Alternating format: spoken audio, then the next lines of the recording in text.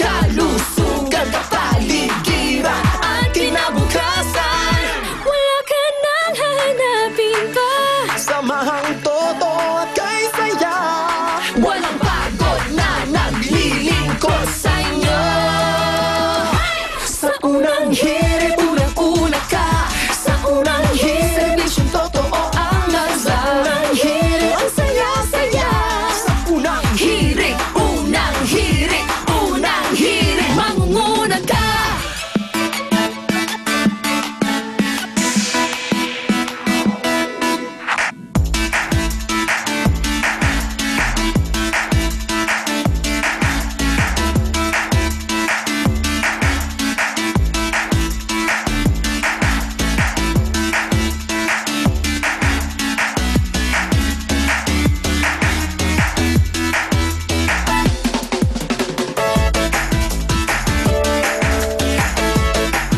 Okay, good morning mga igan. Good morning, guys. Yan.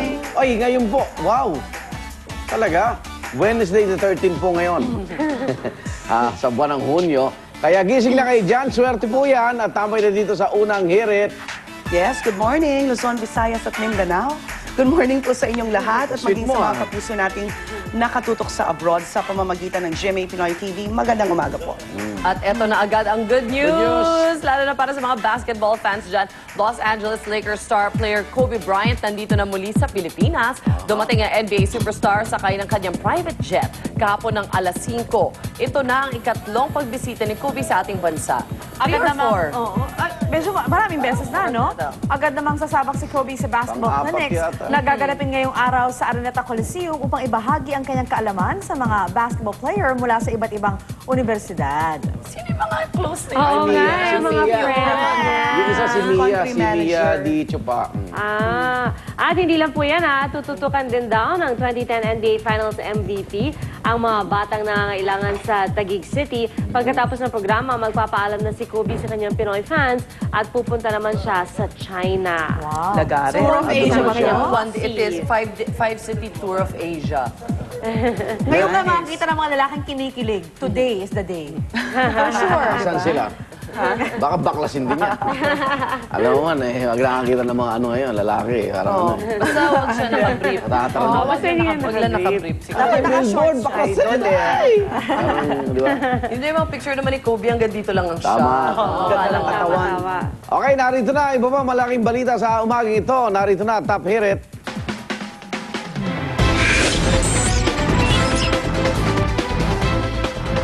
Dahil ngayong araw, haharap sa hearing ng Senate Blue Ribbon Committee ang mga inimbitahang obispo na tumanggap umano ng SUV mula sa PCSO. At kahit hindi pa natutuldukan ng kontrobersyang ito, napag-alaman sa pag-ungkat ng kasalukuyang PCS Board na meron ding umanong taong simbahan na ang request pera. Sa request aprobado ng dating PCSO Board, hindi pa matiyak na halaga ang binigay raw kay Tugigaraw Archbishop Diosdado Talamayan matapos sumulat kay dating Pangulong Gloria Arroyo. Sa sulat, sinabing kailangan daw kasi ng finishing touches ang kanilang retirement home. Nabentahan din daw ang PCSO noon ng ticket para sa charity dinner ni Archbishop Talamayan sa isang hotel. Ang kabuang halaga ng ticket, 50,000 pesos. Pero maliit pa raw yan kumpara sa 200,000 pesos na halaga ng ticket na binili rin daw ng PCSO sa hiwalay na fundraising dinner na Archbishop Talamayan sa isang eksklusibong club sa Makati. Sinisikap pa po ng GMA News sa makuha ang panig ni Archbishop Talamayan tungkol sa issue, pero pag nilinaw ng board, hindi raw nila pinagdidiskitahan ng mga taong simbahan. Oo, pangwalo na siya eh. Pinahayag ni PCSO Chairman Margie Wico ang kanyang paghanga sa nangihabang ng liderato ng CBCP, naku, sa gitna ng kontrobersya. It takes great humility, courage, and grace from the CBCP hierarchy to come up with a statement that acknowledges some mistakes and error in judgment which had been made by a few members of the clergy. Samantala, ang Bayan Muna Party List, sinampahan po ng reklamong plunder sina dating Pangulong Gloria Arroyo at dating PCSO General Manager Rosario Uriarte sa Ombudsman. Yan ay dahil umano sa maanumalyang paggamit ng mahigit 300 milyong pisong intelligence fund ng PCSO. At bukod pa rito, naharap din daw ang dalawa sa reklamong graft at malversation of funds. Wala pang reaksyon ng kampo ng dating Pangulo tungkol sa kaso. Ayon naman kay Attorney Raul Lambino na abogado po ni Oriarte, wala raw basehan ang mga reklamo. Ang pag-usad ng investigasyon ng anomalya sa PCSO sa Senado, yan po ang ating pag-uusapan sa Talakayan with Igan mamaya. Ayan. Kasi una sa plunder, kailangan mapatunayan, sa'yo napunta. Yung pera. Oo, At ginamit mo. ikaw ang nakinabang, ikaw ang yumaman. Di ba? And 50 million up, no? Oo, dito, umamin ng DFA, natanggap nila. Umamin yung iba na charity groups na natanggap nga nila. Dahil inaamin naman yung intelligence funds, mahirap kung aminin yun dahil napunta naman ito sa mga agent nila. So, may Alangan man pinaglagyan. lumantad yun at maano ng mga wetting operator yun. Kayo pala, ha? Tayo rin pala, sabi nung. Nagkakilala rin yan, di ba? So, ang plunder, yung series. Pansarili. Yan. Tsaka, public funds, tayato ng tao Sila lang yung namamahala. Diba? So, dyan na naman papasok yung pag-question hanggang saan dahil sinasabi, yung mga obispo, hindi naman makakasuhan So kung may paper trail man, Dito, may pinaglaanan. Oo, ang nakikita lang natin dito, may napaboran na malapit sa kanila. Na ang mahirap ay napabayaan na naman. Kasi hindi napunta sa kanila Oo. dapat. Kasi nga sa kanila dapat yung pera, di Oh, ba? Pero, ang sinasabi nga, paano na may kukumpara yung napuntang 25 milyong pisong halaga naman ng ambulansya kay Congressman Manny Pacquiao. Oh, di wala rin kinikilingan yung bagong piso. Alam mo, mahirap tong hearing mamaya at kailangan subaybayan, manuri po ang ating mga kababayan dahil may history pala na si Ma'am Margie Wico at si Secretary Philip. May sama ng loob dahil yung kanilang anak si Konsihal, Wico, hindi pala pinayagang makasal at magkaroon ng komunyon dito noon. 2008. Dahil itong si Konsihal naman ay author daw ng RH Bill sa Quezon City Council. Kakapersonal. talaga? Sa City Council pa lang yun, Kaya yun ang pag-uusap. Kaya abangan mamaya yan. Sa Senado live po sa DCWB. Abangan natin. Tsaka sa GMA News TV yata. Yung mga Abangan sa GMA sasakyan, 7. susurrender ng mga obispo. hindi parang siguro ganun, agad-agad. Alam mo, wala akong makita doon sa mga tumanggap Yung mga nag-approve. Yun dapat, no? Di ba? Nag-request ako, pinayagan. O ano kasalanan ko ron? Di ba?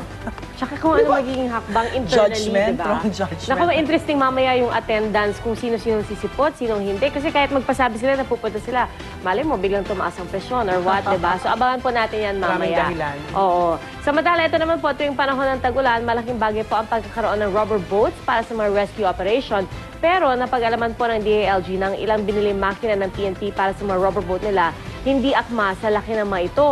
Taong 2009, bilang bahagi daw ng emergency procurement, bumili ang PNP ng dagdag na 75 rubber boat at 73 outboard motor o makina na may kabuang halagang 131.5 million pesos. Pero yun pala, mahigit 100 makina ng mga rubber boat na katiwangwang lang sa mga opisina ngayon ng PNP Maritime Group dahil hindi compatible ang makina sa mga rubber boat.